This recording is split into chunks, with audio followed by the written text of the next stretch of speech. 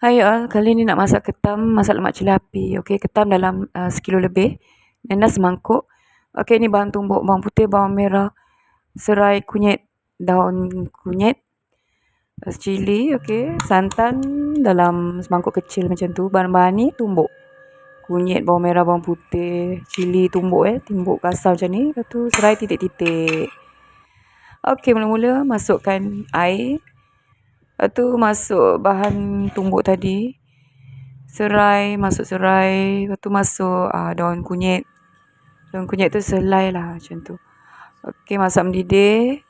Lepas tu letak asam keping 1 keping. Okey, kemudian masukkan nenas. Nenas ni ambil isi dia, ambil dalam sedikit lah, dalam sebelah macam tu. Ambil rasa-rasa nenas. Okey, dah mendidih. Nenas dah layu baru masukkan ketam. Okey, masukkan ketam. Lepas tu gaul-gaul bagi separuh masak, barulah letak santan.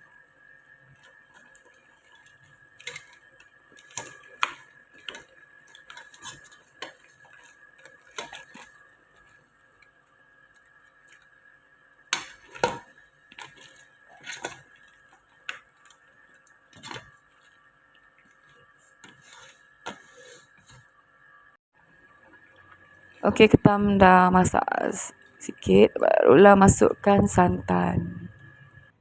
Ikutlah nak santan segar pun okey juga, lagi sedap.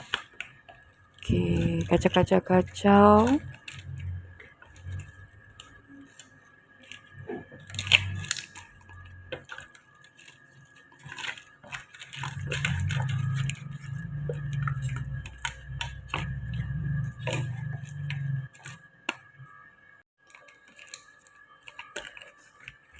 Okey, ketam dah hampir masak.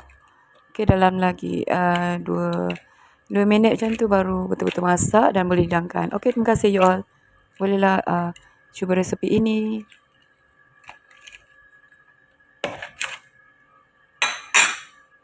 Wow.